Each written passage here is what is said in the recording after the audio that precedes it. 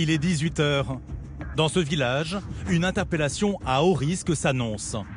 Une unité d'élite, l'antenne du GIGN en Bourgogne, est mobilisée. Une quinzaine de gendarmes de choc prêts à intervenir.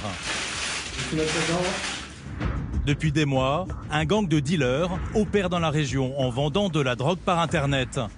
Après des semaines d'enquête, les gendarmes sont en embuscade. Ils vont les piéger en se faisant passer pour des clients. Donc pour l'instant, on n'a pas d'horaire de livraison encore. Il nous demande de rester à l'affût. Bon, en tout cas, ça veut dire qu'il a bien mordu à l'hameçon. Si on a une horaire plus précise, on vous tient au courant. À la tête de l'opération, Steve, le commandant de l'antenne GIGN. Le dealer vient de rappeler. Les gendarmes ont un rendez-vous. Là, actuellement, donc, il est -5. À 18h30, l'hélicoptère est censé décoller avec Mousse. La target nous a prévenu que la livraison devrait se faire aux alentours de 19h, 19h30. On passe en phase d'attente. Discrétion, attention au dépoussiérage. Le dépoussiérage, un repérage. Les trafiquants pourraient tourner dans le quartier pour déjouer un guet-apens.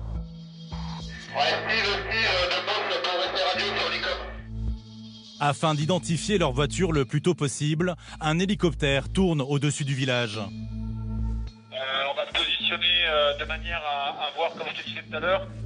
Samy, ce gendarme qui joue le faux client, est déjà en place. Le dispositif est en place. Samy est assis comme prévu au niveau de la poste. Donc l'individu, en fait, lorsqu'on a contact avec lui, nous dit pas de problème, on sera présent au rendez-vous à 19h et on a la marchandise que tu as demandé, t'inquiète. En fait, à 19h, il n'est pas là. L'heure tourne et le dealer tarde à venir. La tension monte. On sent un peu d'excitation, on a hâte de voir notre dispositif se mettre en place, on a hâte de mettre en œuvre l'interpellation. Donc il nous envoie plein de messages, etc. pour dire qu'il est là. Pour l'instant, on ne le voit pas, donc certainement qu'il est en train de chercher. Il envoie des petits messages, il nous demande 2-3 conseils pour venir, donc on est confiant. Malgré tout, il s'installe toujours un petit doute, voilà, de savoir si c'est pas nous-mêmes qui sont en train d'être menés en bateau. Quand soudain, l'équipe hélicoptère contacte Steve. Loïc de Mousse sur le déplacement. Oui, Mousse transmet. En mesure de vous annoncer des véhicules qui prennent le quai et surtout qui s'engagent sur rue. Probablement les trafiquants. La voiture s'engage dans la rue. Ça se rapproche. Ça arrive. Ça arrive. Ouais, c'est bon, Samy l'a vu. Samy l'a vu. Dans la voiture, 2 hommes. Mais très vite, un imprévu.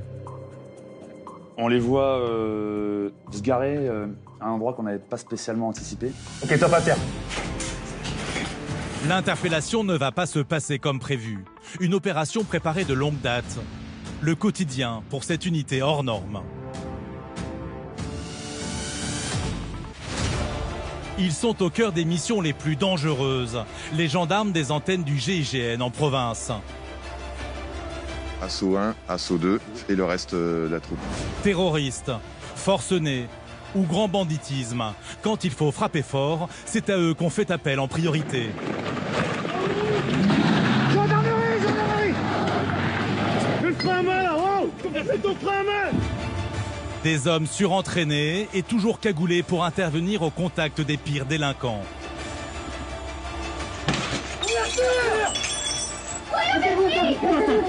C'est pas ton nom! J'ai rien vu, on va les couilles!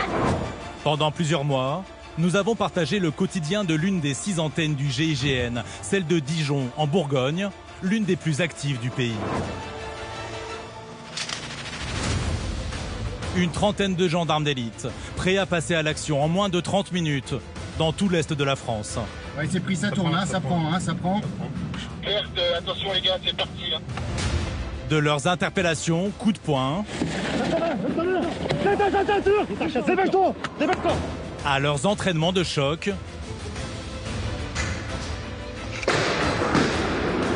en passant par leur filature dans le sillage des malfrats, Ça refait l'opé vers vous, ça refait l'opé vers vous.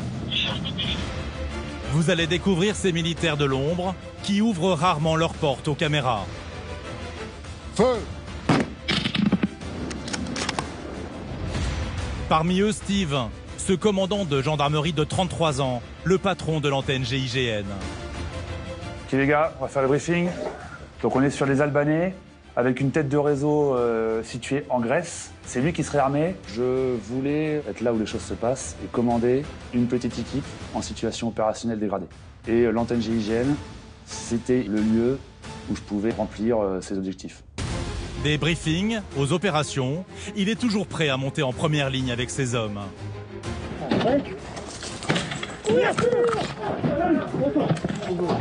Bouge pas, donne tes mains! Donne tes mains, c'est quoi ton nom?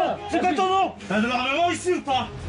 Des interventions que connaît bien aussi Jérémy, ce lieutenant de 38 ans, au sang-froid à toute épreuve. En gros, c'est 2 réseaux de stupes qui sont hyper huilés. Dernier trimestre, ça écoule entre 300 et 400 kilos d'héroïne. On doit refaire nos gammes en permanence. On doit se mettre en difficulté en permanence à l'instruction, parce que le jour où ça arrive en mission opérationnelle, il est trop tard. Un officier spécialisé dans les missions à chaud.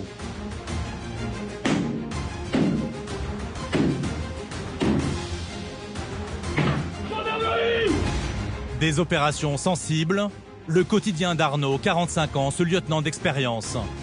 Au départ, on partait sur 1 ou 2 armes de chasse. Il s'avère qu'il y en a énormément. Avoir la chance de faire partie de cette unité, c'est un aboutissement.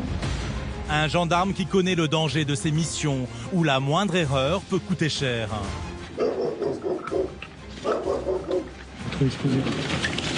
Il sort. Bouge pas.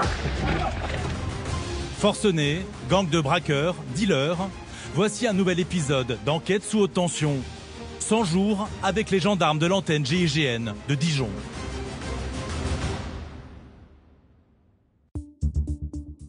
Ce matin-là, nous sommes la veille de l'interpellation des dealers par Internet. Nous retrouvons Steve, le patron de l'unité. Avec son collègue Loïc, ils partent en repérage, en civil. Je vais chercher les clés. Les 2 hommes prennent la direction du village où l'opération doit avoir lieu. J'ai pas mis l'adresse, remarque, tu voulais que je la mette? De quoi? L'adresse. Ah non, c'est moi. Il y a plusieurs semaines, les enquêteurs de la section de recherche ont identifié cette fameuse équipe de trafiquants. Les malfrats vendent discrètement leurs marchandises sur les réseaux sociaux avant de livrer les clients. Steve va donc leur tendre un piège. On va prendre rendez-vous avec le dealer pour acheter une certaine quantité définie avec lui. Et sur place, en fait, l'acheteur, ça va être nous. Enfin, la particularité de cette mission, c'est effectivement qu'ici, on a le choix du terrain. Et c'est un énorme avantage pour nous, puisqu'on va pouvoir amener l'individu qu'on souhaite interpeller exactement là où on a envie. L'interpellation est prévue le lendemain. D'ici là, Steve et son collègue doivent tout mettre en place. Et là, on va pouvoir vraiment, du coup, tout choisir. C'est-à-dire par où les véhicules arrivent, comment on va l'interpeller, où on va l'interpeller. Et c'est quasiment ce choix de terrain qui va déterminer le succès de la mission ou pas. L'opération doit avoir lieu dans ce village où les gendarmes ont repéré l'endroit idéal. Donc là, on rentre. Donc l'idée, ce serait de faire l'intervention ici. Vu d'en haut, voilà ce que ça donne. En arrivant en voiture dans cette rue, les dealers vont se jeter dans un traquenard.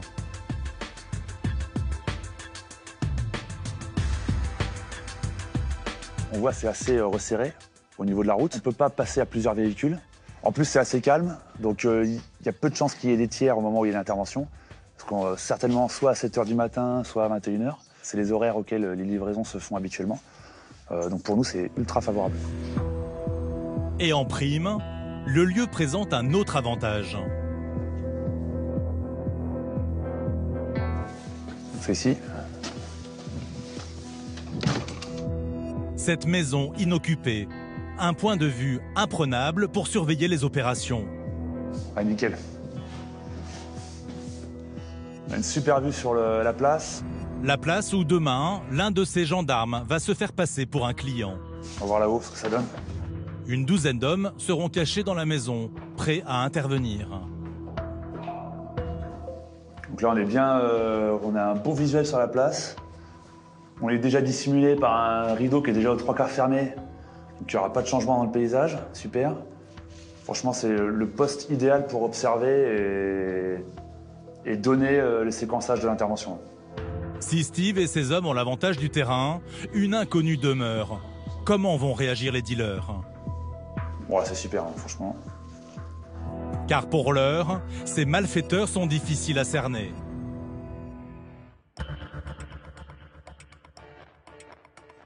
Le lendemain, il est midi, au siège de l'antenne. Steve rassemble ses hommes pour un dernier briefing avant l'intervention. Ok, tout le monde est là? Tout le problème, c'est que le chef du réseau reste anonyme. L'homme utilise une messagerie cryptée pour vendre sa marchandise. Les enquêteurs ont un seul indice, la voiture avec laquelle il livre ses clients. Le véhicule. Donc on est sur une berline noire. À l'intérieur, peut-être plusieurs personnes. Vu qu'il part en tournée, il est probable qu'il ne soit pas seul. Donc ça c'est pareil, il faudra faire attention.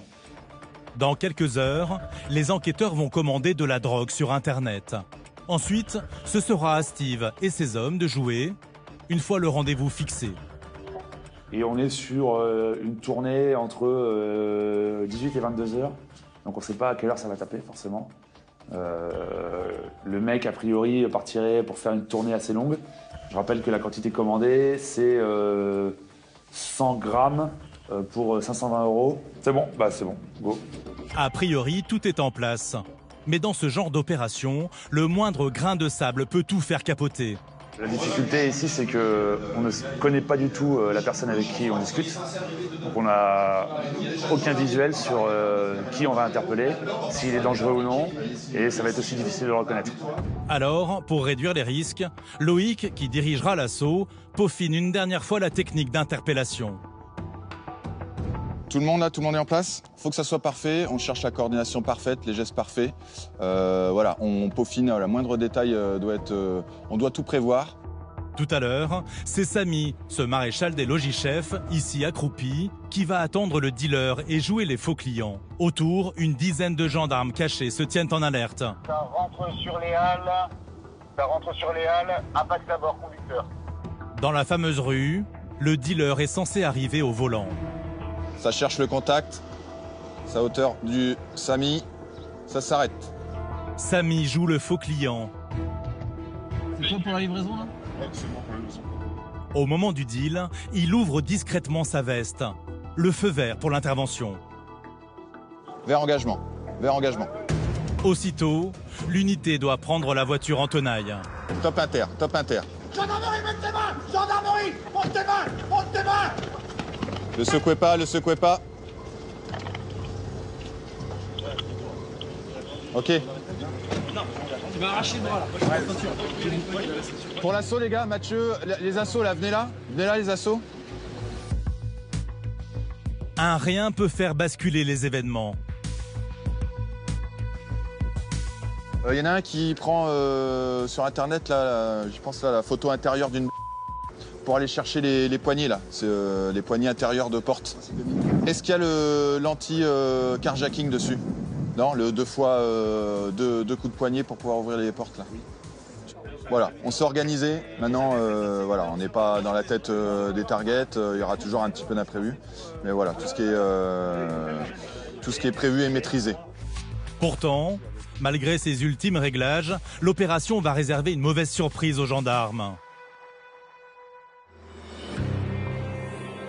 20 h, dans le village, nous retrouvons Steve et ses hommes en planque, prêts à interpeller le gang de dealers, jusque-là insaisissables. Ok, un véhicule foncé va arriver. Les trafiquantes supposées débarquent dans cette voiture. Samy, le faux client, s'approche. C'est bon, vous avez fini par retrouver? Là-bas? Le passager sort la drogue commandée par Internet.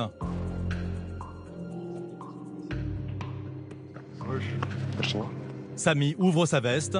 C'est le signal. Engagement. Top à terre. Mais les malfrats tentent de fuir. Gendarmerie! Gendarmerie!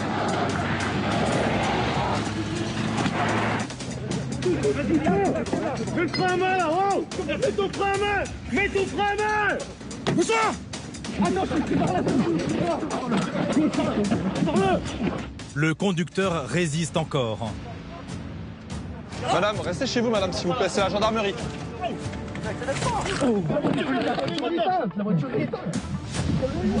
Donne tes mains. Donne tes mains. Et effectivement, l'individu, lui-même soumis certainement un petit peu de peur, un petit peu de stress, appuie sur l'accélérateur et tente de fuir, ce qui est impossible puisqu'en fait il est face à un mur. Mais derrière, nous on sait qu'en le bloquant avec le véhicule, il n'ira pas plus loin. Allez, sortez, allez le sortir. Les gendarmes de choc s'y mettent à 3 pour l'immobiliser. C'est bon, j'ai son bras. Donne-moi le téléphone, Menottage en cours. J'ai des gants de salut. Tu es ou pas? Palpé.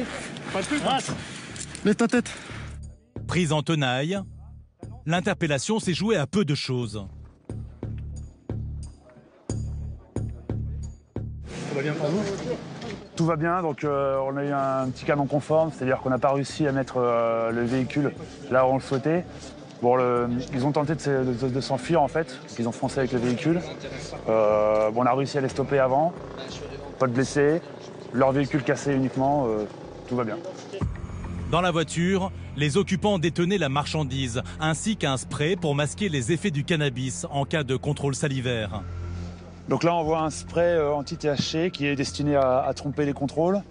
Et ici, on voit ce qui semble être du hashish, donc j'ai pas la quantité exacte, mais ouais, on a certainement ce qu'on a commandé. 250 grammes de cannabis. Mais ce n'est pas tout.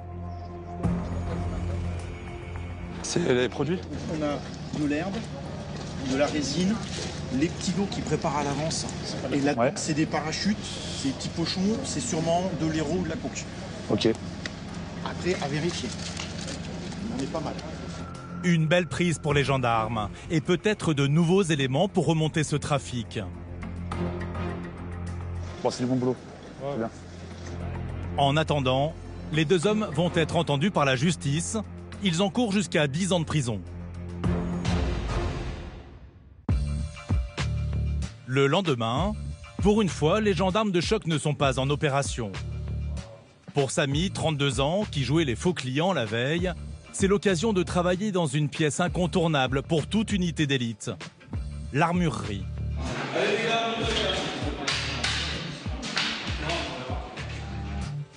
À l'antenne GIGN, elle est pour le moins impressionnante. C'est vrai que quand on vient d'une unité, on va dire classique, et qu'on arrive ici, c'est vrai que ça fait rêver la première fois qu'on vient là. Voilà, on sent déjà qu'on a passé un cap. Il faut savoir qu'ici, chaque membre de l'unité peut venir prendre l'arme dont il a besoin pour son entraînement. Une dizaine d'armes différentes pour faire face à toutes les situations. Ici, on a tout ce qui va être Chica pour les tireurs d'élite, sachant qu'à l'unité, on a tous la formation de base pour pouvoir utiliser la Chica, avec celle-ci à 400 mètres, point visé, point touché. En opération, Samy utilise aussi les fusils d'assaut, capables de tirer en rafale. Donc là, les G36, c'est vraiment l'arme d'assaut. Avec celle-ci, on peut être précis, un tir utile à environ 200 mètres, jusqu'à 200 mètres. Enfin, les fusils à pompe pour exploser les serrures notamment. Ensuite, ici, on a tout ce qui va être Benelli. Donc ça, c'est spécialiste pour les fracs. Donc différents fusils à pompe en haut. Des armes que Samy et ses collègues emmènent tous les jours sur le terrain. Résultat, il faut les entretenir 2 fois par semaine en moyenne. Samy, par exemple, a son propre fusil d'assaut, avec ses réglages personnels. Une arme qu'il connaît par cœur. Ça fait partie des réflexes du combattant, comme on appelle ça chez nous. Donc c'est quelque chose où on est tous sensibilisés et on connaît tous les armes qu'on utilise, quoi. Déjà pour assurer l'entretien. Et après, oui, il faut savoir toutes les pièces pour pouvoir pallier si on rencontre un problème, à pouvoir le résoudre à notre niveau, si on peut. Une arme que Samy ne va pas ranger dans leur atelier, car l'antenne GIGN est sur le point de se remettre en action.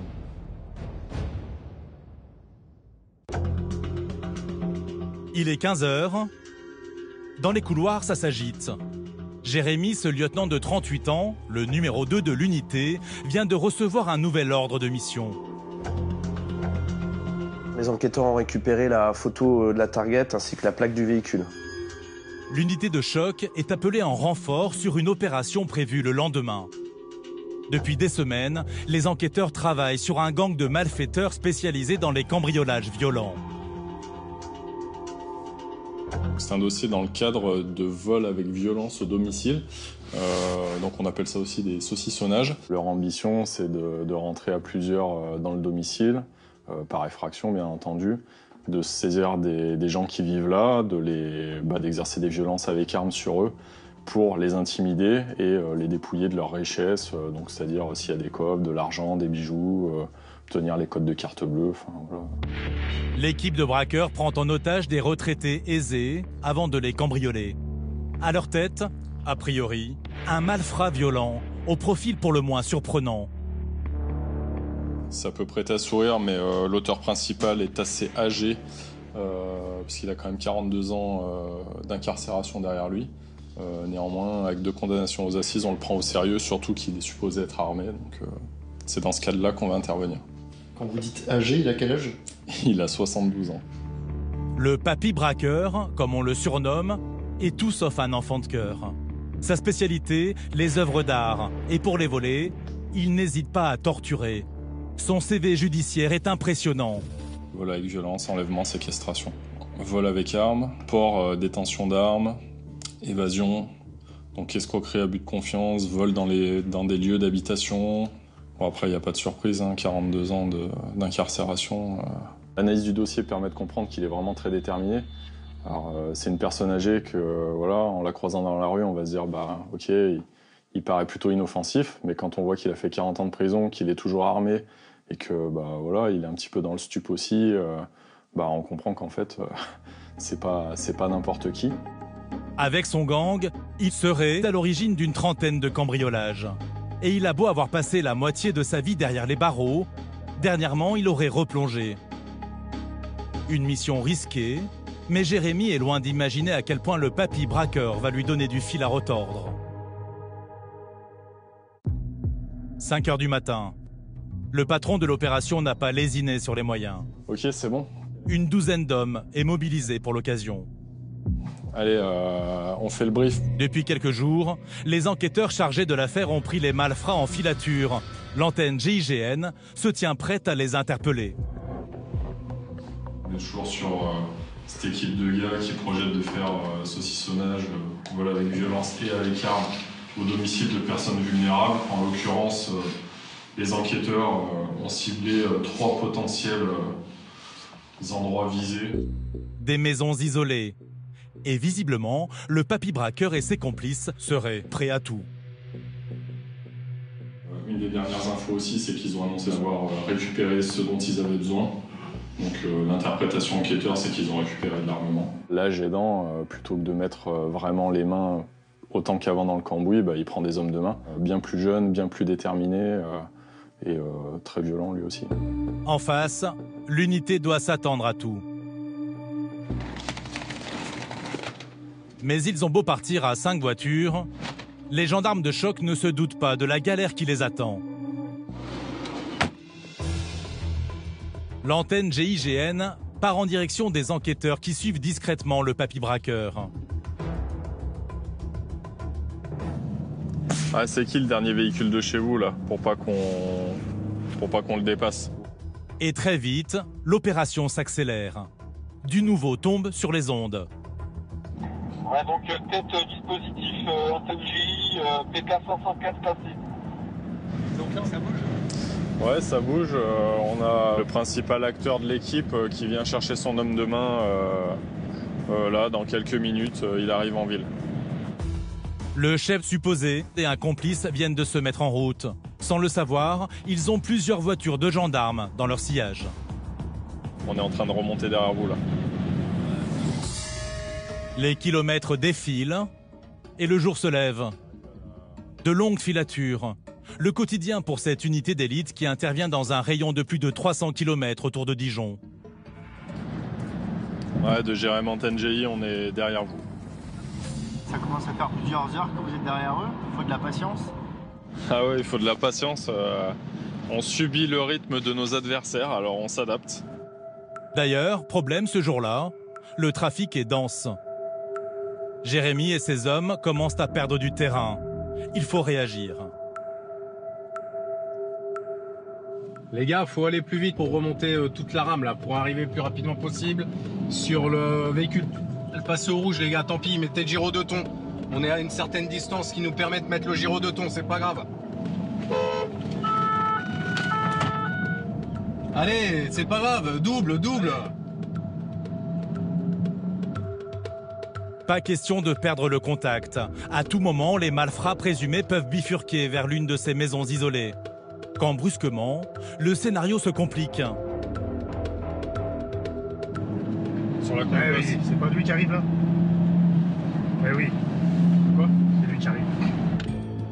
L'individu vient de faire demi-tour au volant de cette voiture grise qui arrive en face.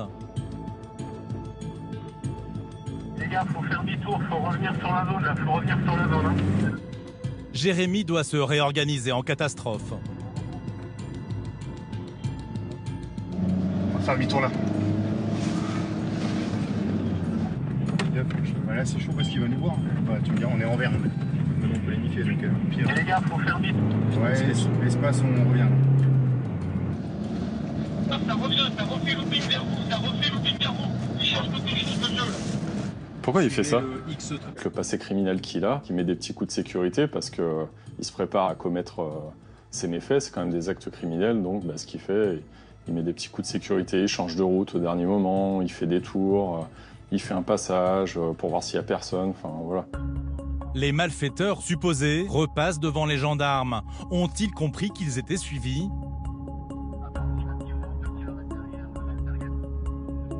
Ils étaient deux dans la voiture? Ouais, ils étaient deux. Putain, comme il nous aura baladé. Mais très vite, Jérémy comprend que le chef de la bande cherche une adresse. Donc ça va, ça sent bon. Parce qu'ils se dirigent sur un domicile connu pour étant éventuellement un de leurs objectifs. On se dit, il est paumé, il est complètement à l'ouest. Et après, c'est un gars, on s'en rappelle, hein, il a fait 40 ans de prison, il est un peu déconnecté de toute la technologie. Et après, on apprendra que c'est un gars qui conduit en ayant une carte sur les genoux, quoi. Pour les enquêteurs, pas question de traîner. Il faut interpeller le gang avant qu'il ne pénètre chez leurs victimes. L'interpellation est imminente. Ouais, c'est pris, ça tourne, ça prend. Bruno, tu me confirmes, c'est vers Interpel? Oui. Ok, vers Interpel. L'équipe entre en action. Une première voiture passe devant. Ouais, on va dépasser les gars, on va dépasser là. On va dépasser avant le village. S'il y a un stop, tu te cales devant. Ouais, pour Julien, Espace, c'est dépassé pour nous. Hein. On est prêt pour une éventuelle embuscade. Hein. Une voiture devant, une autre derrière. Arrivé dans ce village, le piège se referme.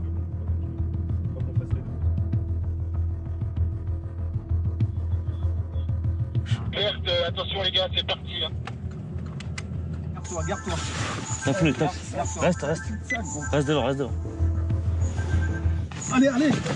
Pas le droit à l'erreur. Les deux hommes seraient armés. Bouge pas, sors de là.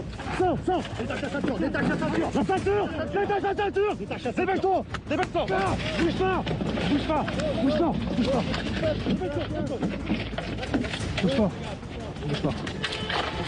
Lâche. Attends. C'est bon. Allez, c'est bon. Donne ta main. Ta main droite. Le papy braqueur et son complice, présumé, n'ont rien vu venir.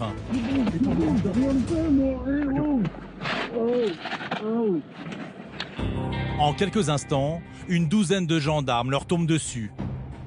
Et voici donc le chef supposé de la bande.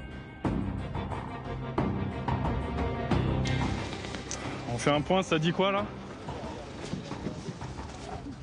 C'est propre. C'est propre. Ok, bon pour nous. Bon bah voilà, les deux sont là. Les deux hommes, suspectés de plusieurs cambriolages violents, clament leur innocence. Je n'ai rien fait du tout, je ne comprends pas qu'est-ce qui se passe là. Je sais que j'ai jamais rien fait, ça fait un an que je suis sorti dehors. J'ai pas fait la moindre bêtise, hein. Donc je comprends pas, c'est une erreur. Après des heures de filature, c'est le soulagement pour Jérémy. C'est des gens qui sont assez imprévisibles dans leur comportement. Ils étaient sur une phase de reconnaissance très certainement avant de taper. Du coup, très méfiants, ils ont tourné, ils avaient un comportement un peu illogique. Mais bon, voilà, la souplesse, l'articulation a fait qu'on a quand même réussi à les avoir sans trop de problèmes. Ça vous est déjà arrivé d'interpeller quelqu'un d'aussi âgé? Non, là c'est la première fois. Ah bah 72 ans, non, je pense que c'est un record, toute antenne GIGN confondue. Depuis, les deux hommes ont été mis en examen pour association de malfaiteurs et placés en détention provisoire. Ils risquent au moins 5 ans de prison.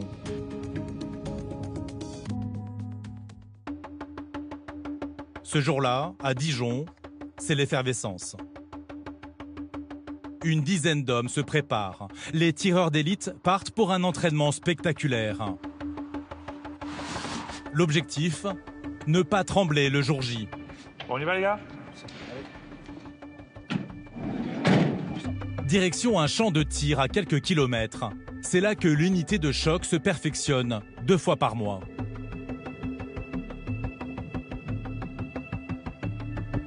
Vas-y, installe tes cibles déjà si tu veux. Ouais, tiens.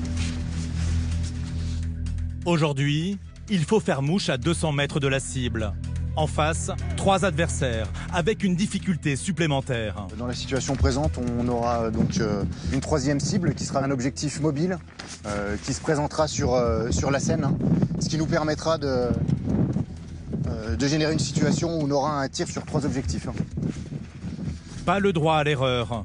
L'entraînement se déroule à balles réelles. Chacun a son propre fusil personnalisé. En fait, c'est tout simplement un fusil de chasse à l'origine qui est en calibre 7,62 par 51 avec lequel on va pouvoir tirer jusqu'à 600 mètres avec une très bonne précision. Bien camouflés, les 6 tireurs se tiennent prêts à frapper. Les adversaires sont identifiés par des ballons. Celui de gauche, je le nomme rouge. Celui de droite, je le nomme blanc. Il y a également une sentinelle qui fait des allers-retours. Je le nomme jaune. Bien en place, l'antenne GIGN ne doit leur laisser aucune chance. Tireur 1 et 2, objectif rouge. Les tireurs d'élite vont foudroyer les 3 adversaires en quelques instants. Feu!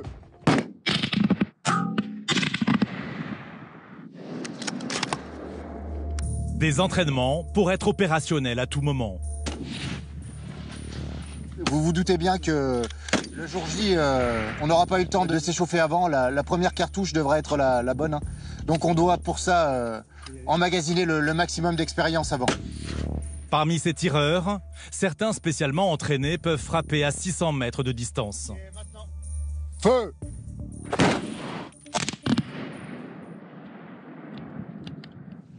Halte au feu! Des techniques de pointe pour ces gendarmes souvent mobilisés en urgence sur les plus grosses interventions.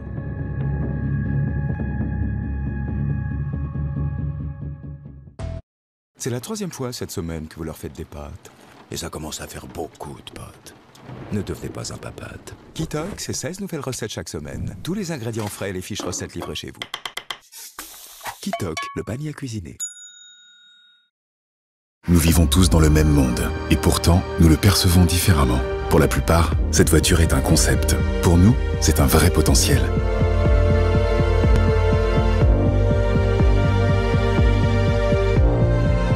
Certains verront un itinéraire. Pour nous, c'est une voie nouvelle. Certains s'arrêtent à ce qu'ils voient. Nous regardons bien au-delà. Nouvelle Audi Q2. Le futur nous anime. Audi.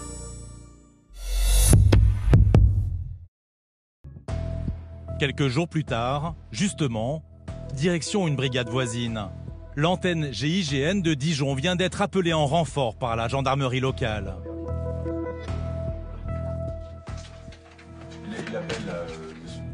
Pas moins d'une quinzaine d'hommes se préparent. Un dispositif impressionnant à la hauteur de l'intervention qui les attend.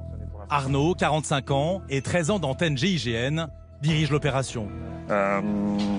Voilà, petit point de situation, je vous remets dans le contexte. L'équipe doit interpeller un homme de 56 ans. Armé, il aurait menacé de tirer sur sa femme. On est dans un cadre de violence intrafamiliale. En gros, on a un mari qui a un profil psychologique un peu déstabilisé pour l'instant. On serait sur quelqu'un d'alcoolique, un peu dépressif, à tendance suicidaire. On est sur quelqu'un qui est décrit très costaud, trapu, il fait du bois, tout ça. C'est quelqu'un qui vit dehors, enfin voilà, très rustique. Au départ, on partait sur 1 ou 2 armes de chasse. Il s'avère qu'il y en a énormément. Potentiellement aussi des armes de poing petit calibre. C'est monsieur tout le monde qui, à un moment de sa vie, ne va pas bien et qui va péter un plomb, littéralement. Alors souvent sur fond d'alcool, de dépression, de déprime, enfin de misère sociale. Et c'est quelque chose auquel on prête beaucoup d'attention parce que voilà, ça crée beaucoup de comportements irrationnels. C'est pour ça qu'on est obligé de prendre un maximum de précautions en fait. Pour menace avec arme, l'homme risque jusqu'à 5 ans de prison. Arnaud veut l'interpeller à l'extérieur de sa maison pour éviter à tout prix qu'il se retranche chez lui. Il faut que ça reste discret. Ce qu'il faut bien comprendre les gars, c'est qu'on ne veut pas créer le forcené pour l'instant. Okay. En général, ils sont dans un tel état d'énervement ou de tel état psychologique qu'ils sont prêts à tout faire sans vraiment s'en rendre compte en fait. Donc quand on arrive sur ce genre de mission, moi je m'attends à tout. Et d'après le témoignage de sa femme, son mari détiendrait un arsenal. On a ici un mur, un nouveau mur là qu'ils ont créé pour faire un mini couloir. On a un bureau, il y a un pistolet à l'intérieur. L'armement se trouve dans sa chambre à lui, calibre 12 et les munitions sous le lit. Voilà. Tout ce qu'on vous dit là au niveau de l'ambiance générale où sa femme elle a pris peur ou autre, c'était hier à 22h où il a pété les plombs et il a commencé à mettre son arme sous son menton. Le genre de forcené dont Arnaud se méfie, et pour cause. Alors au cours de mes interventions, oui, dans ma précédente unité, on a perdu un camarade en mission. En 2016, dans le Var, son camarade du GIGN d'Orange avait été tué par un homme de 80 ans, retranché chez lui, après avoir tiré sur sa compagne. Depuis, Arnaud redouble de précautions pour éviter un nouveau drame. Une partie de l'équipe monte dans cette camionnette grise banalisée. Truffée de caméras, elle permet de s'approcher de la maison sans éveiller les soupçons. Allez les gars, embarquez. Ouais. Direction le domicile du mari supposé violent. Marcus, cet adjudant, va déposer discrètement la colonne d'assaut. Chaque détail compte. Ouvre un peu l'échelle si jamais il y en a besoin pour lui, qu'elle soit déjà un peu prête là. On va commencer à l'ouvrir tout de suite. On va regarder. Bah ouais, mais pas que ça dure trop longtemps si on peut. Marcus profite de ces quelques minutes pour un dernier briefing. Selon la femme menacée de mort, il se pourrait que son mari coupe du bois dans l'après-midi. Quand il coupe le bois, c'est à la tronçonneuse. Je sais pas si vous avez eu cette info. Non. Donc c'est à la tronçonneuse. Donc ça veut dire que déjà nous on sera couverts par le bruit et le mec il aura une tronçonneuse dans la main. D'accord ? Ça veut pas dire qu'il n'aura pas son pétard dessus. Bon. S'il est effectivement dans son jardin, l'unité de choc n'aura que quelques secondes pour le neutraliser. Si le mec il travaille dans ce coin-là, d'accord, la colonne, il partait là, par là, d'accord. Nous, avec Steph, on part par là. Notre idée de manœuvre à nous, c'est de lui interdire de rentrer par la porte de la cuisine, d'accord. Après 20 minutes de route, l'antenne GIGN arrive enfin sur place. Personne à l'horizon. Marcus dépose 3 hommes à l'arrière du lotissement. Allez, sois fort. À tout à l'heure. En tenue de camouflage, la colonne progresse dans le fond du jardin. Mais brusquement, la situation se tend.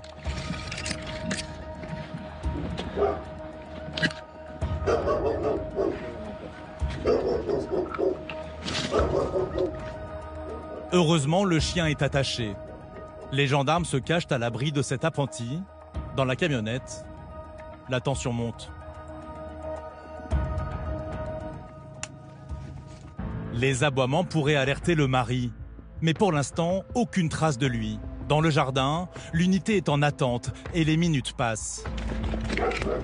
Dans le camion, Marcus change de stratégie, car à l'arrière, une équipe est au téléphone avec la femme. La dame est partie chez le coiffeur. On se met en bouclage, etc., en saut d'opportunité. Et à un moment, le père, il sort, il monte dans sa voiture, et nous, là, on vient devant et on claque. La femme accepte de servir d'appât en envoyant un SMS à son mari. Elle va lui faire croire qu'elle lui pardonne, lui demandant de venir la chercher chez le coiffeur. Là, l'idée, c'est d'essayer de faire sortir la cible de son domicile pour aller récupérer sa femme au niveau du coiffeur. Donc pour nous, ça va être, s'il se rend sur son véhicule, de bloquer ce dernier par des bouchons et de l'interpeller au niveau de son véhicule, tout en empêchant son retrait et sa fuite au sein de son habitation. Il cherche à rentrer en contact avec sa femme, il appelle sa femme. Donc voilà, c'est quelque chose que nous, on prend en compte avec les négociations. Et nous, on accède à sa demande en quelque sorte en se faisant passer par, pour des gens du salon. Le temps d'attendre la réponse au SMS, les minutes défilent. Je pense que je doute de rien. Quand soudain, l'équipe dans le jardin aperçoit une silhouette. Il y a l'hélice encore. Hein? Ah, il y a l'hélice. On est trop près. Il sort. Il est à droite là. L'homme sort de chez lui. Les gendarmes lancent l'assaut.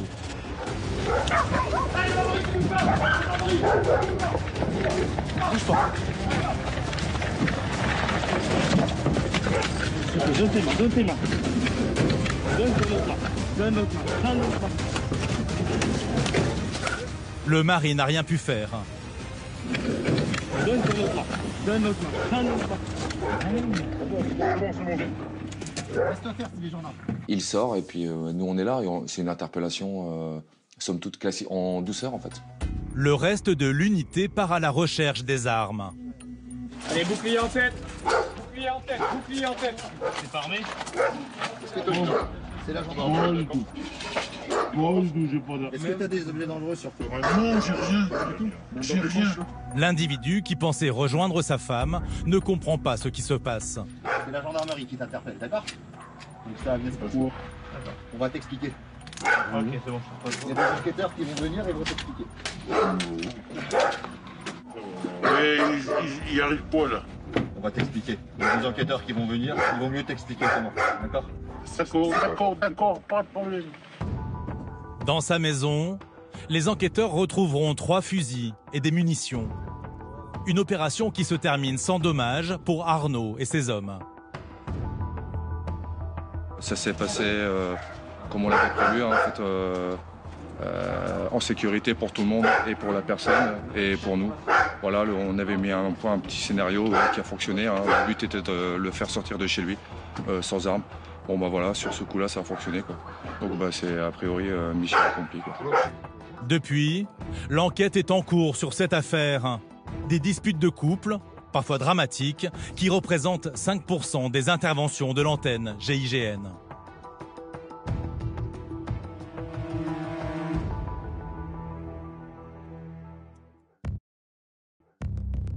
Quelques jours plus tard, au siège de l'équipe d'intervention, l'unité reste en alerte, l'occasion de vérifier le matériel.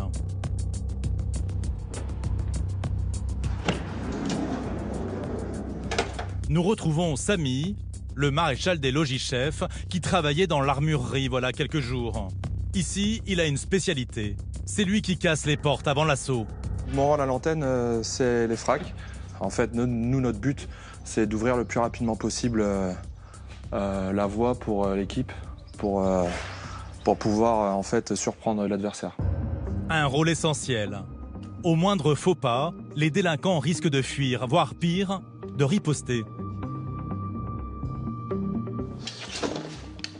Pour être efficace, le gendarme a quelques outils à sa disposition. Ce vérin hydraulique, par exemple, développant 4 tonnes de poussée. On le met en œuvre à 2 pour être le plus silencieux possible devant la porte. Donc une fois que c'est en place, généralement tu as le deuxième opérateur qui a la télécommande et qui du coup l'actionne. Voilà, hop là. Tac. Donc là en fait, ça exerce une pression au-dessus, au sol, Et la puissance de l'appareil en fait va se concentrer ici. Ce qui va dans une porte qui est blindée, en fait gondoler et faire sortir les points. Une pression capable de plier n'importe quelle porte en moins de 10 secondes. Quand on a un doute sur une porte ou qui est vraiment une grosse porte, on est quasiment sûr et certain d'ouvrir la porte avec ça, quoi. Mais pour agir encore plus vite et surprendre les gros délinquants, Samy a une autre arme, autrement plus percutante, le Benelli. C'est un fusil à pompe, on met des munitions spéciales qu'on appelle céramiques, qui en fait vont pas transpercer la porte, mais vont créer un effet de choc, comme un effet bélier en fait sur les points qu'on va viser. Avec ça, on vise les serrures. Mais le plus souvent, pas besoin de sortir l'artillerie lourde. Le bélier reste l'outil favori des spécialistes de l'effraction. C'est le grand classique. Ça, toutes les unités en sont dotées. Celui-ci, il est assez pratique parce que ici, tu vois, t'as quelque chose qui vient s'additionner. Ça évite de faire des trous dans les portes. Voilà, donc comme ça, parce que généralement, quand on met un coup de bélier, on met de l'énergie. Et avec l'énergie, souvent, on a du mal à allier la visée avec. Alors là, du coup, on se prend un peu moins la tête. On sait que quand on tape, la force, en fait, elle est un peu répartie partout là où on tape. Et ça évite de faire des trous et de passer à travers une porte également, si elle est un peu plus fragile que d'habitude. Pour tenir ce rôle, Samy a suivi une formation spéciale. Il faut dire qu'il y a d'autres moyens encore plus puissants pour rentrer dans un bâtiment. Les explosifs, par exemple, sur lesquels l'unité préfère garder le secret. Bon, forcément, ça c'est ce qui est relativement connu ou courant ou qui commence à être commun. Maintenant, forcément, on a d'autres moyens à notre disposition qu'on va éviter de montrer à la télé. D'ailleurs, Samy ne va pas tarder à reprendre sa place dans la colonne, car l'antenne est sur le point d'être appelée sur une nouvelle opération.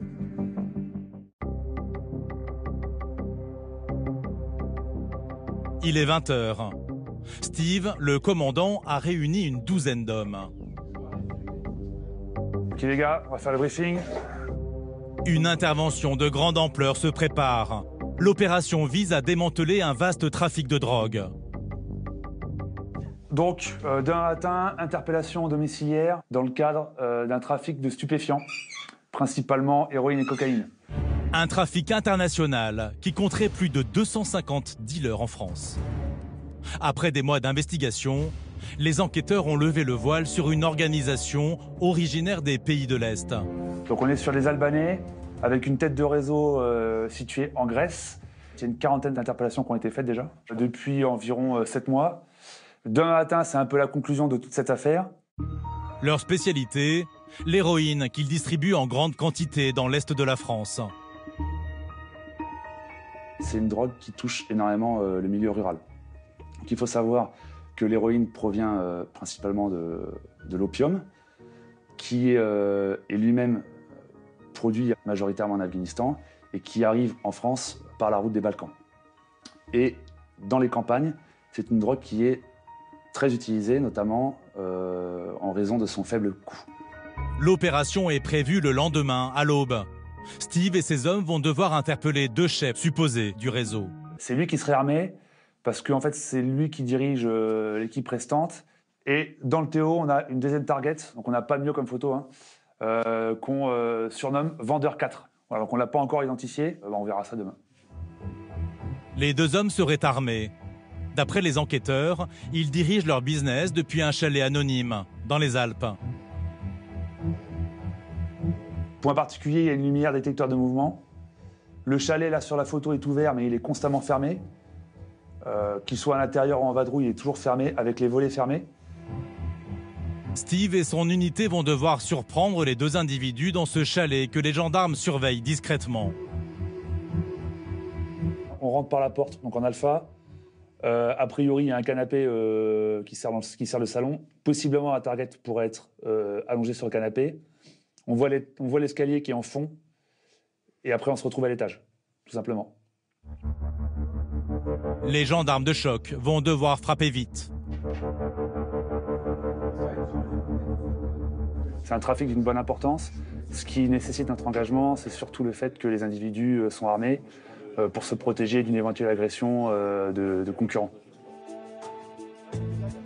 Rendez-vous à 5 heures.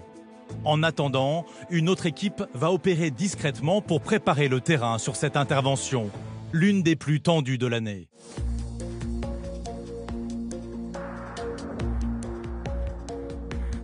Il est 2 h du matin. Sébastien et son camarade font partie de la fameuse cellule EFRAC, spécialisée dans le cassage de portes. En toute discrétion, ils travaillent sur les lieux quelques heures avant l'opération. La reconnaissance avant l'effraction, elle est importante, oui, ça nous permet de ne pas être surpris pendant l'effraction, sachant que l'effraction, quand même, ça reste une grosse partie de l'intervention, puisque c'est nous qui sommes obligés de créer la brèche pour que nos camarades puissent rentrer le plus rapidement possible dans le domicile et de surprendre la target, en fait. Leur métier, repérer les entrées ou les serrures. Leur travail permet de gagner de précieuses secondes quand leurs camarades donnent l'assaut. Quels sont les dangers si l'effraction n'est pas rapide? Ça peut être de la destruction de preuves, dans le cadre de trafic de stupéfiants.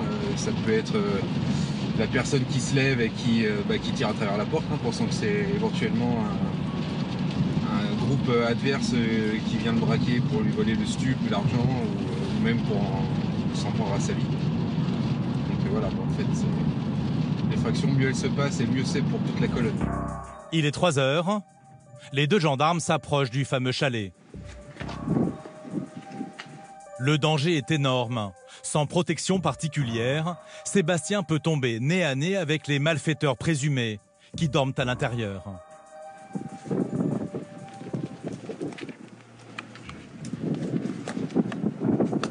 Et ici, la reconnaissance nous a permis de déceler une petite particularité sur la porte d'entrée du chalet.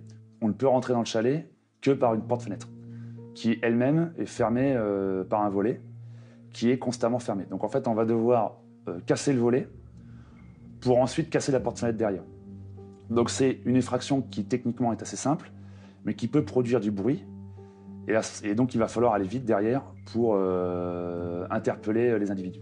Sébastien doit décider avec quels outils ses camarades vont attaquer la porte pour entrer dans le chalet.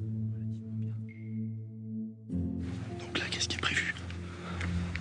On va utiliser un outil hydraulique pour décoller le volet. Ensuite, on va essayer de passer un outil pour ouvrir et après, on tapera la porte au bélier. Tout en finesse. Tout en finesse, exactement. Une effraction musclée. Mais pas le choix face à des trafiquants internationaux. L'antenne GIGN ne va pas faire dans la dentelle. 5 h, c'est le branle-bas de combat au QG des gendarmes de choc. Une douzaine d'hommes se préparent pour interpeller les chefs de ce réseau spécialisé dans la vente d'héroïne. Tout calé au niveau de ton matériel à porter, là. T'as besoin d'aide? Comme à chaque fois, chacun prend le temps de préparer son matériel. Entre le fusil d'assaut et toutes les protections, il y a plus de 30 kilos à porter.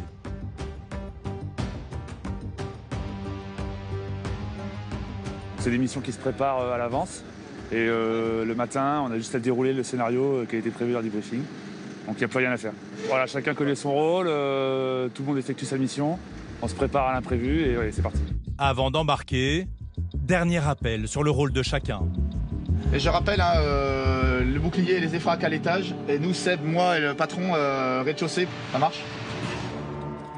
L'équipe d'intervention embarque dans la cuve, comme on l'appelle, le camion qui permet d'approcher le domicile des trafiquants.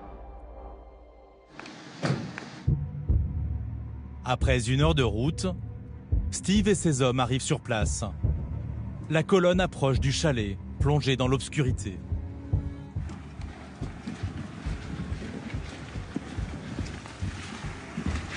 Après 7 mois d'enquête, c'est la dernière marche. À la moindre erreur, les trafiquants supposés pourraient se débarrasser de leurs marchandises. Pire, ouvrir le feu. Il est 6 heures. L'assaut est lancé.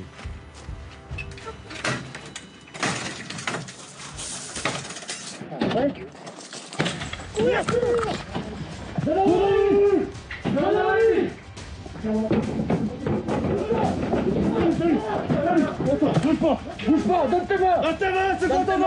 C'est quoi ton nom? J'ai ici! Au sol! Au sol! Au sol! Allez, saute-toi! Surpris en plein sommeil, les deux individus ne réagissent pas.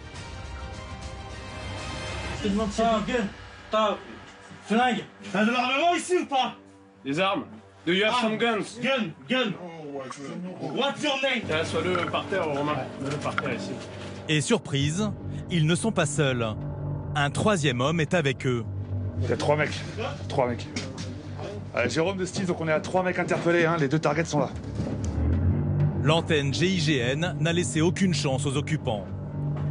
Autour maintenant des enquêteurs et leurs interprètes d'investir le chalet pour interroger les 2 suspects et leur invités. Tu sais qui c'est notre invité surprise hein? Pour l'heure, pas encore. On va voir ça avec le DO, on va éclaircir ça avec les identités, puisque c'était la problématique du moment. Hein. Ouais. Il nous manquait des identités par rapport à certains vendeurs. Donc là maintenant, on va laisser les enquêteurs faire le boulot. Ok. Pour Steve et ses hommes, une opération sans encombre. Vous avez trouvé une arme à l'intérieur? Pour le moment, je crois pas. Pour le moment, je crois pas. Les frags s'est faites sans difficulté. Et après, derrière, ça a déroulé. On va attendre maintenant les résultats des perquisitions. En dehors de la présence de nos caméras, voici justement ce que les enquêteurs ont découvert, enterré dans le bois tout proche. 3 kilos d'héroïne pure, d'une valeur de 250 000 € une fois recoupée sur le marché.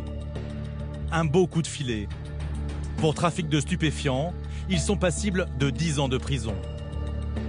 Une lutte incessante.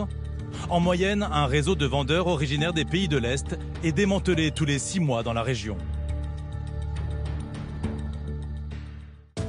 Ce jour-là, dans la banlieue de Dijon, l'antenne GIGN est à l'entraînement. Au menu du jour, un exercice que tous ces gendarmes d'élite doivent maîtriser. Pour l'occasion, 2 hélicoptères sont mobilisés. C'est Arnaud, le lieutenant d'expérience, qui dirige l'opération. Bon, le but de l'exercice aujourd'hui, les gars, ça va se passer en 3 temps. Dans un premier temps, on sera projeté par les hélicoptères. Dans un deuxième temps, on effectuera une dépose sur zone par corps de lisse. Et sans marquer de temps d'arrêt, on procédera dans la foulée à l'investigation du bâtiment.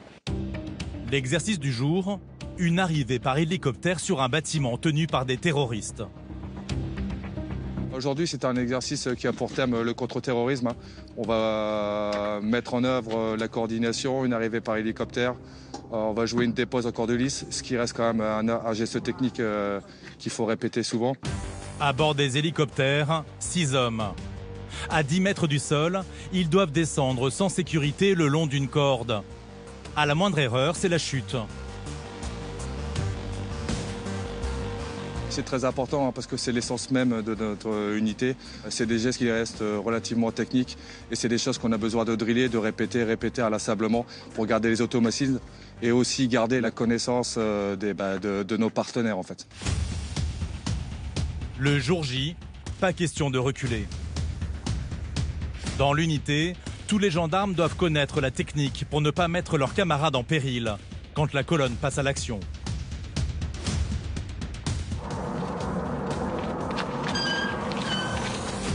Sans attendre, il faut enchaîner dans ce bâtiment d'entraînement où les gendarmes répètent tous les automatismes de l'assaut. Le but, c'est de ne pas avoir d'hésitation, c'est les gestes qui sont répétés, savoir quoi faire, quand le faire.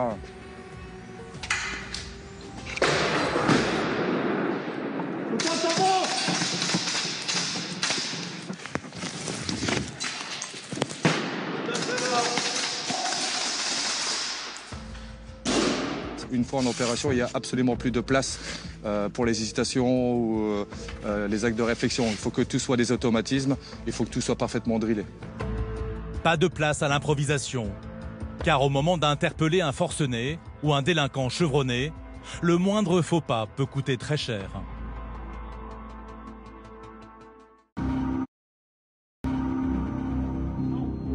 Le lendemain, il est 6 heures. Au QG, une douzaine d'hommes s'activent. Un moment de concentration. Dans moins d'1 heure, l'unité va passer à l'action. C'est bon les gars, vous vous rapprochez. Un dernier point avant de monter. On met le dispositif en place. Marcus, oui. avec maître de chien, équipe Assaut 2, nous équipe Assaut 1. Arnaud, le lieutenant, prend les choses en main. L'équipe doit interpeller un prétendu trafiquant d'armes, réputé dangereux. Et chose rare, aujourd'hui, il va falloir gérer 2 théâtres d'opération en même temps.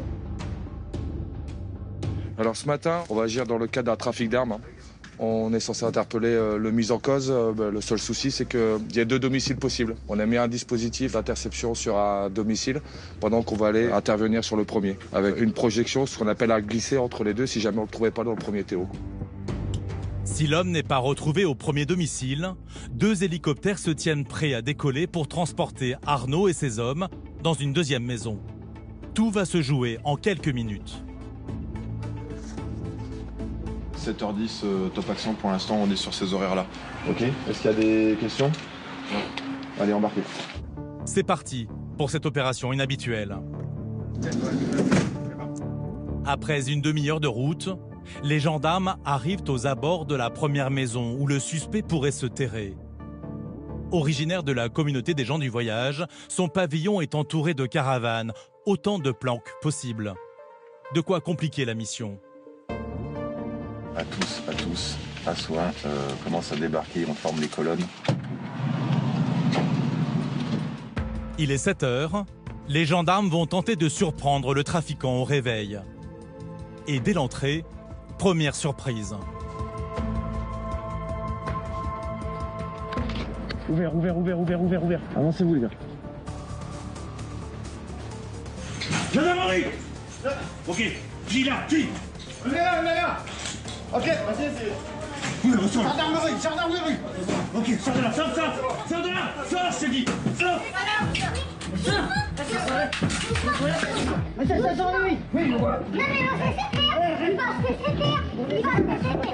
de là. Mets-toi au sol, Tourne-toi. Un premier homme est interpellé, mais ce n'est pas le suspect. Au même moment, une autre équipe investit les caravanes. Le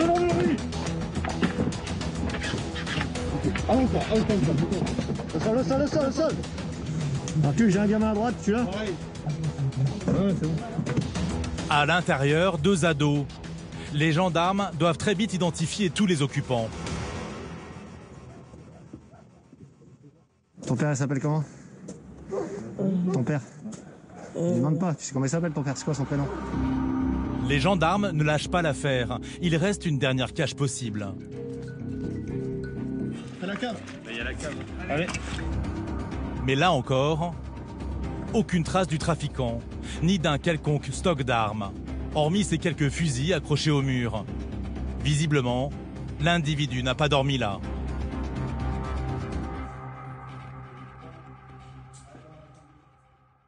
Il est pas là, il est pas là, je vous jure. Il est très tranquille, il est où? Je vous jure sur mes enfants qu'il est pas là. Il est pas là, il est où? Je sais pas, je vous jure qu'il est pas là, il vient de temps en temps, il est pas là. C'est mon beau-frère.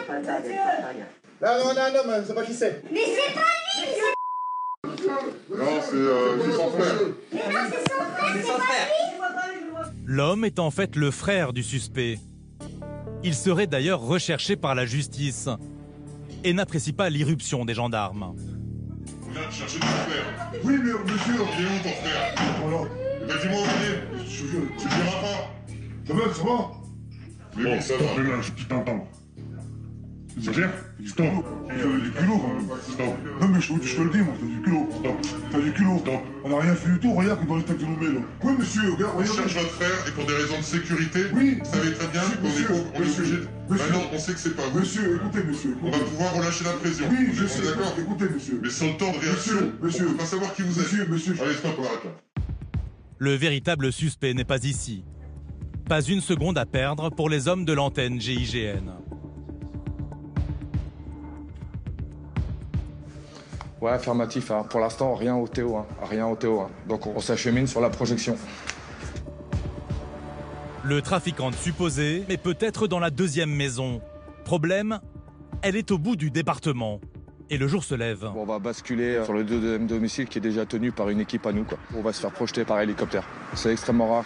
Mais là, on a des projections. On est à 30 minutes de route par la voie routière avec une ville importante à traverser. Donc voilà, c'est pour gagner un peu de temps, pour limiter les risques de fuite de la target. Il y a plein de petits piquets plastiques qui les enlèvent. Ça permettra, j'ai demandé au pilote de se poser là, ce sera moins dégueulasse. Ah, et pour le pilote? Ouais. Ça marche.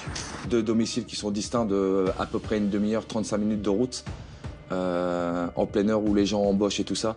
Pour nous, le plus sûr moyen d'aller le plus rapidement possible d'un domicile à l'autre si on le trouve pas sur le premier. Et c'est ce qui a été le cas en fait. On l'a pas trouvé sur le premier.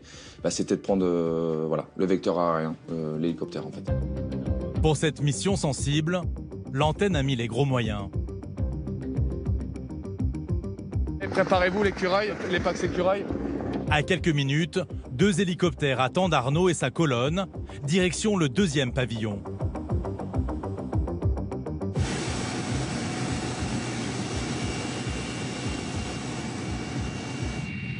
On essaye de limiter le temps de projection entre les deux TO. Objectif, agir le plus vite possible. Sur une interpellation aussi sensible, Arnaud a une priorité. Éviter des fuites, que notre target c'est le 2e TO. Comme prévu, soit par téléphone, soit par connaissance, soit par des amis. Une fois sur place, le reste de l'équipe réceptionne l'unité de choc. Une opération commando pour faire atterrir les gendarmes à 2 pas du domicile.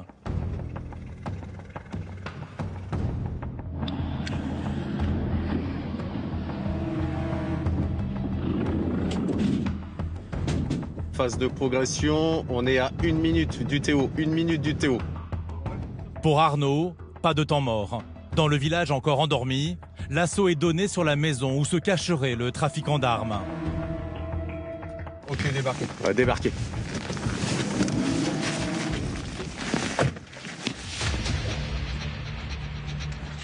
Allez les gars, c'est parti. Ça empile, ça traîne pas.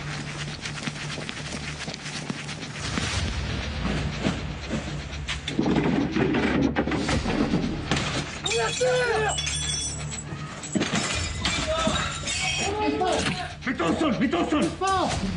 Gendarmerie. Mettez-vous au sol. Mettez-vous au sol. Mets-toi au sol, mets-toi au sol. C'est pas ton nom.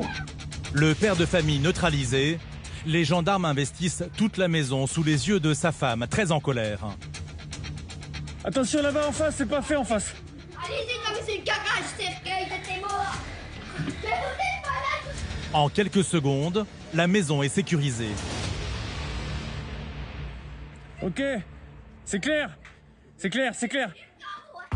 Personne d'autre à part les enfants. Le père de famille, lui aussi, serait connu de la justice. J'ai fait quoi encore? J'ai rien fait, je suis tranquille maintenant depuis une sortie de prison, je suis tranquille. Mais dans la confusion, les gendarmes hésitent. S'agit-il du suspect ou d'un proche, comme dans la première maison? Il est où? C'est pas lui, ça, c'est mon mari. Il est où? C'est ma maison tout cassé. Non, j'ai rien fait, bon. Allez, regardez l'enfant, qu'est-ce qu'il est comme ça, cassé tout là-dedans. En fait, là aussi, c'est un autre frère du trafiquant d'armes. Du coup, c'est cible ou pas? C'est pas lui, je pense, mais on ressent. Leur ressemblance a trompé les gendarmes. Alors la famille en sait-elle plus qu'il n'y paraît? En tout cas, son frère le confirme, l'homme est en fuite. Vous l'aurez jamais, vous l'aurez jamais. Je vous le dis, vous l'aurez jamais. Il est très loin, hein. On l'aura un jour. Bon, arrêtez. Vous venez casser ma porte derrière les feux, puis il est même pas là. Un autre conseil, c'est bien, si vous arrivez à le contacter, vous le dites. Ça m'en frère. Malgré tout, l'opération a permis de récolter de précieux indices sur ce trafic d'armes. Et même si les gendarmes de choc sont un peu déçus, ce n'est que partie remise. Forcément, on est toujours déçu quand la target n'est pas présente, hein, mais bon, ça ne nous empêche pas éventuellement de rebondir sur l'affaire et puis de partir sur un autre domicile où la cible sera présente. La cible qu'on n'a pas pu interpeller ce jour-là, je ne doute pas que dans les semaines ou dans les mois à venir, on sera appelé, on l'interpellera. Ça, c'est pas un problème. Depuis, l'homme a d'ailleurs été interpellé par d'autres gendarmes. Il risque jusqu'à 7 ans de prison et 100 000 € d'amende pour trafic d'armes. Il devrait bientôt connaître son sort devant la justice.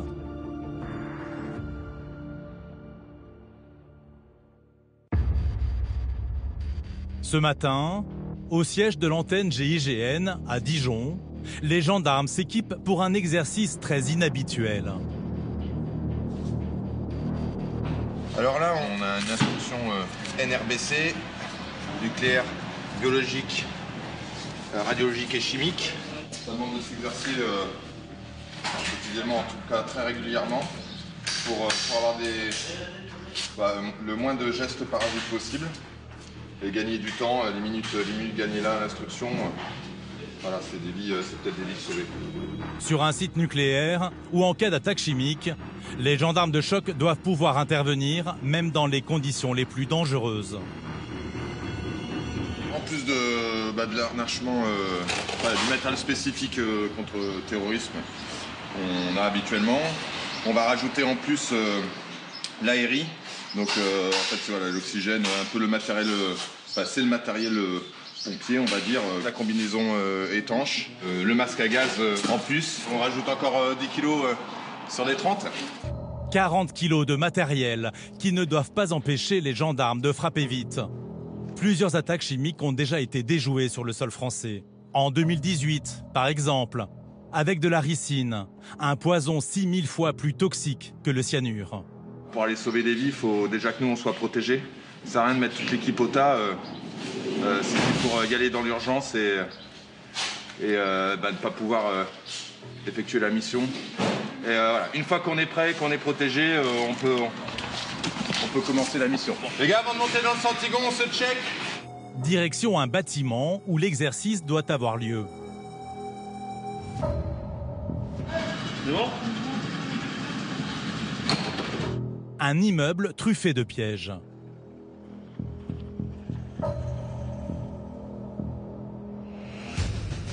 Sur place, Tarek, ce maréchal des logis-chefs spécialisé dans ce genre de menaces, est à pied d'œuvre. Dès l'entrée, il joue au petit chimiste. Donc on met un produit pour que lorsque les opérateurs vont monter, bien sûr ils devront l'éviter, ils devront monter sur le côté, éviter de marcher dedans pour éviter de transporter le produit et de contaminer des zones qui ne le seraient pas. La colonne d'assaut va devoir ouvrir l'œil car Tarek a disséminé des pièges un peu partout. Donc là ils vont devoir rentrer dans ce compartiment de terrain ici. Voilà, ici on a mis un petit piège là que vous pouvez voir. C'est pour le visuel, pour voir si lorsqu'ils vont ouvrir la porte, ils vont être capables de voir ça et puis le signaler pour pouvoir faire attention lorsqu'ils vont progresser à l'intérieur. Les gendarmes doivent guetter le moindre signe anormal. C'est du Pyrex avec un liquide à l'intérieur qui, lorsqu'il s'évapore, au même titre que les huiles essentielles, est censé dégager une petite odeur, voire éventuellement faire sonner l'appareil de détection qu'ils ont sur eux. Objectif, interpeller un terroriste spécialisé dans la fabrication de bombes, mais sans commettre de faux pas. L'idée, c'est lors de la phase d'interpellation notamment, de voir comment ils vont procéder, le but étant de ne pas appliquer forcément de feu si j'ai des produits en main, si j'ai un Erlenmeyer ou un produit en main pour éviter que ça tombe au sol et que ça puisse diffuser du produit ou mélanger avec d'autres.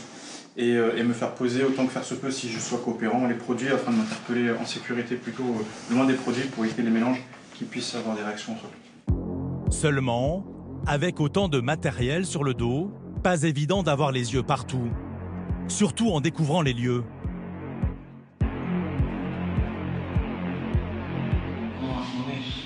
Deuxième étage, en présence d'un gars qui a été vu acheter beaucoup de matériel chimique. Il se trouve que c'est un gars qui a fait l'Afghanistan, qui a fait la Syrie et qui était un expert chimique.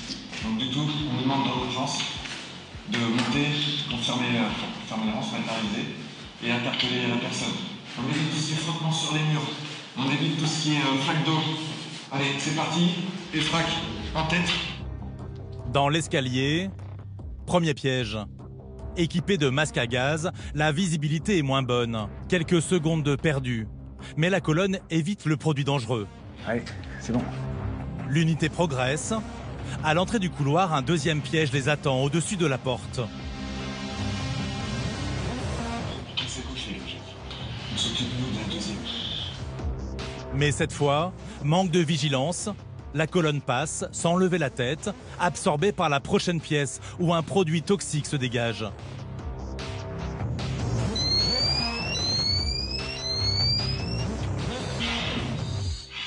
Il y a une alerte sur pénétration sur un produit que les appareillages nous permettent de détecter. Donc voilà, avec l'abréviation, ils savent à quoi ils ont affaire.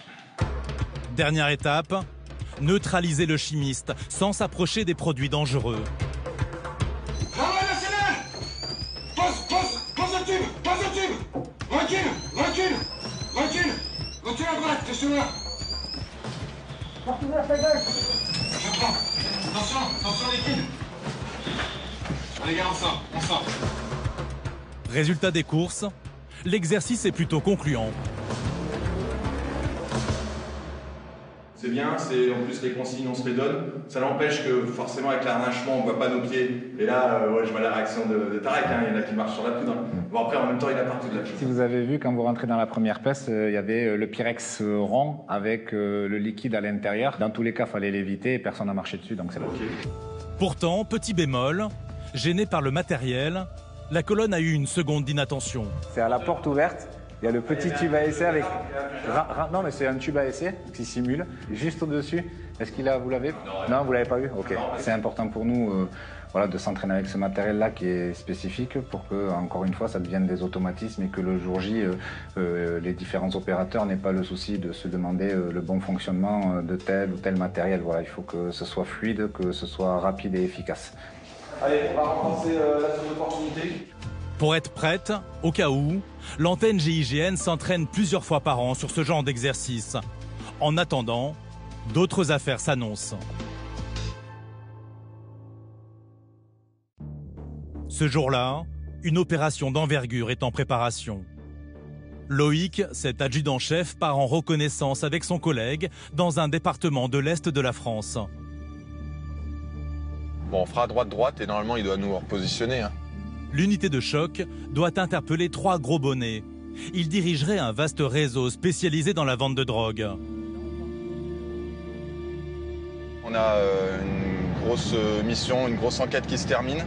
On nous a appelés pour faire 3 objectifs sur une grosse organisation de trafic de stupéfiants, mais très structurée. Dans 2 jours, Loïc et ses collègues doivent intervenir simultanément sur 3 domiciles différents. Discrètement, les gendarmes approchent d'un premier bâtiment qu'il va falloir prendre d'assaut au lever du jour. Son Benji, il va pas sur... ouais. Ça va... La porte est ouverte, quoi. Et t'as vu, c'est un mur d'enceinte, hein, on sera pas vu. On reste aussi dans la discrétion de notre approche. Alors c'est sûr que quand on va descendre, là, la discrétion est plus recherchée. Mais en tout cas, voilà, jusqu'au dernier moment, on n'est pas décelé. Loïc enchaîne le repérage des autres adresses. Là, on est à 1 minute. Le jour J, chaque minute perdue pourra coûter cher. Au moindre retard, des complices peuvent donner l'alerte ou détruire des preuves. Une noire. Ouais, elle est là. Donc il est au domicile. L'un des suspects est chez lui. Mais les spécialistes de l'ouverture de portes, les EFRAC, comme on les appelle, doivent absolument repérer les lieux. Ils vont attendre la nuit. Ça va changer sur les recos de nos EFRAC. Là, ils vont pas y aller, on va reporter tranquillement. Ils vont attendre un moment un peu plus favorable. On va éviter d'aller au contact.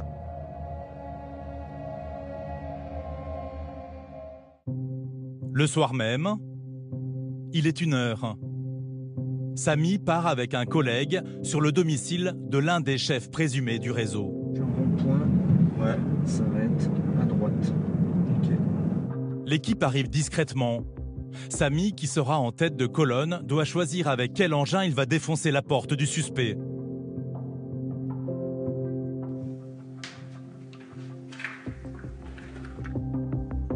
Une fois l'étage repéré, Samy a quelques secondes pour examiner la porte d'entrée. Présence ou pas d'une serrure 3 points. Au petit matin, pas question d'hésiter.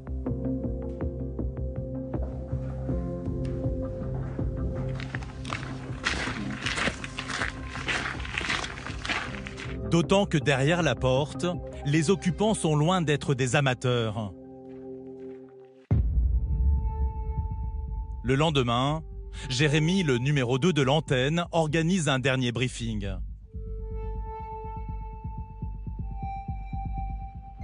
C'est un dossier stup que la SR suit depuis longtemps. Je crois qu'en tout ça fait pas loin de 2 ans. Ouais, 2 ans. 2 ans qui sont dessus. En gros, c'est 2 réseaux de stup qui sont hyper huilés. Dernier trimestre, ça écoule entre 300 et 400 kg d'héroïne. Et donc demain, l'Inter vise à couper, complètement mettre à mal ces 2 réseaux. Les 3 caïds brasseraient des millions d'euros en dealant héroïne, cocaïne et cannabis. Et pour protéger leur business, ils peuvent se montrer très dangereux. Ça, c'est ce qu'il envoie à ses potes, parce qu'il vient de récupérer un FM. Donc il a un fusil mitrailleur quand même chez lui, c'est sa cuisine, hein, avec des chargeurs, des cartouches. C'est un mec qui est connu pour des vols avec armes, du stup, conduite, enfin des conneries. Et si les enquêteurs ont fait appel à l'antenne GIGN, c'est que les 3 malfrats supposés ont tous le même goût pour les armes lourdes. Une fois qu'on l'aura tapé, on ira sur le 3e adversaire, qui au final est la tête du réseau underground. Il est connu pour du stup, des violences volontaires, fusil à pompe, c'est pareil, on sait où ils sont cachés dans l'appart. Les mecs, ils ont des Glocks, ils s'en vantent. Ah oui, là on est quand même dans la pointe de ce qui se fait en termes de police judiciaire. Hein. On vise des réseaux très structurés d'importation de stupéfiants, bon, bien sûr à l'international. On a des armes et tout ça, c'est pas des suppositions, quoi. Pour éviter une fusillade, l'unité de choc doit les surprendre au réveil. Les spécialistes de l'effraction doivent défoncer la porte du premier coup. Donc il va falloir quand on arrive en haut, que vous fassiez un stand-by, parce que nous, il va falloir qu'on passe les mains pour marquer la porte. C'est le temps qu'on prendra nous pour vraiment être super silencieux. Donc toi, m'empêche. C'est toi qui progresse. Tu prends vraiment le temps pour qu'ils puissent avoir le temps de marquer comme idiot allemand et chercher leur point de céramique. Une opération risquée pour Jérémy, qui ne doit pas se louper sur cette grosse affaire. Déjà, pour nous, une unité d'interpellation, c'est rare d'avoir un dossier aussi conséquent, mais même, je pense, dans une section de recherche, un dossier comme ça, ça arrive une fois tous les quelques années, quand même. Ouais, 2 ans d'enquête, on voit que c'est bien dimensionné, de toute manière. On l'a vu, on le voit depuis 15 jours qu'on fait Euroko. Voilà, on a même ce qu'on veut, nous, c'est leur faire plaisir réellement et que ça donne demain, quoi. Sur cette mission, c'est quand même la particularité d'avoir 3 objectifs, donc 2 en simultané et un 3e dans un second temps. Donc là, ça demande une grosse préparation en amont. Et vous allez voir, pour réussir cette mission, l'unité de choc va déployer les grands moyens. Le lendemain, 6 heures. Loïc et ses camarades sont sur le pied de guerre. Une quinzaine d'hommes est mobilisée. Steph est en tête, Samy derrière, l'hydraulique derrière. Vous deux, assaut 1, assaut 2, Steve, Toff et le reste de la troupe. L'unité se dirige vers le premier domicile, chez l'homme qui possède un pistolet mitrailleur dans sa cuisine. Ouais, la plupart du temps, quand on s'approche du Théo, on pense à la mission, rien qu'à la mission. Les gars se mettent dans leur bulle, ils savent tous ce qu'ils ont à faire. Et puis, voilà, jusqu'à l'instant T, puis on parlera tout à l'heure. Arrivés sur place, les militaires passent à l'action.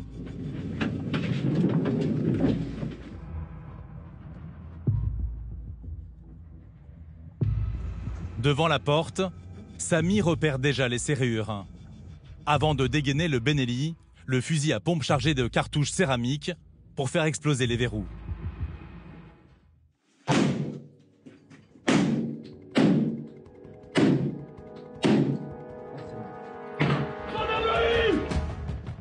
Nous n'avons pas été autorisés à tourner l'interpellation. En attendant, l'individu surpris en plein sommeil n'a même pas eu le temps de réagir. Les gars, ça reparle. D'ailleurs, pas une seconde à perdre, car il faut neutraliser un deuxième chef présumé du réseau. Bien passé, le premier individu a été interpellé, puis voilà, là on se concentre, on part sur la deuxième. À quelques rues de là, l'unité de choc enchaîne avec ce deuxième domicile. Accélère, accélère. Mais problème, l'occupant a une porte blindée. L'antenne GIGN dégaine la grosse artillerie, le vérin hydraulique et ses 4 tonnes de poussée.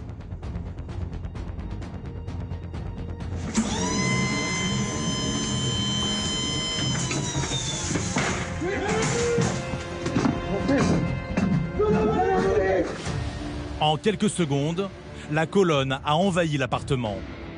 Un effet de surprise dont l'antenne GIGN va jouer sur le dernier domicile. La porte du malfrat supposé vole en éclats.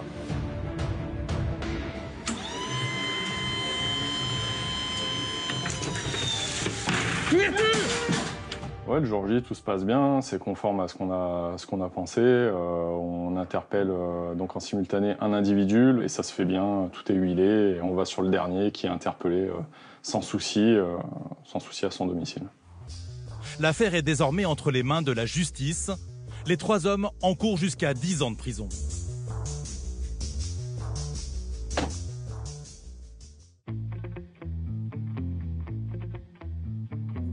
Quelques jours plus tard, à l'antenne GIGN, les gendarmes profitent d'un moment de détente après cette grosse intervention. Il me refait derrière. L'occasion d'organiser une petite cérémonie informelle. Steve, le commandant, a une bonne nouvelle.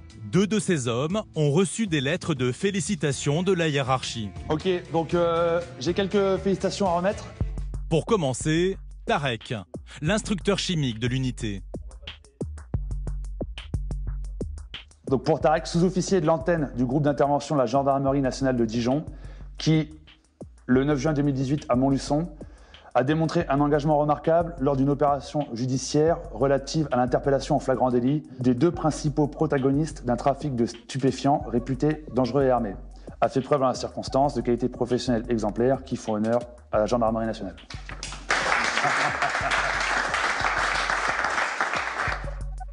Des lettres pour féliciter certains gendarmes et leur engagement en opération. Samy, le spécialiste de l'effraction, est lui aussi distingué. Donc le commandant de groupement félicite le maréchal des logis-chefs Samy pour le motif suivant. Équipier de l'antenne GIGN de Dijon, particulièrement efficace et réactif, qui, le 21 janvier 2020, à Rambervillers, a fait montre d'un engagement remarquable lors d'une intervention sensible visant un trafic d'armes et de stupéfiants. A fait preuve en la circonstance de belles qualités professionnelles qui font honneur à la Gendarmerie nationale. Félicitations. Des félicitations, parfois des médailles, pour remercier ces gendarmes qui ne reculent devant aucun danger. Les félicitations, c'est très important. Ça permet de montrer la reconnaissance que nous, chefs, on a vis-à-vis de nos subordonnés par rapport au travail qu'ils ont effectué. Et c'est une chose qui fait toujours plaisir lorsqu'on reçoit justement cette reconnaissance. Une reconnaissance pour cet engagement à haut risque. L'an dernier, Steve et ses hommes ont effectué près de 70 interventions face aux délinquants les plus dangereux.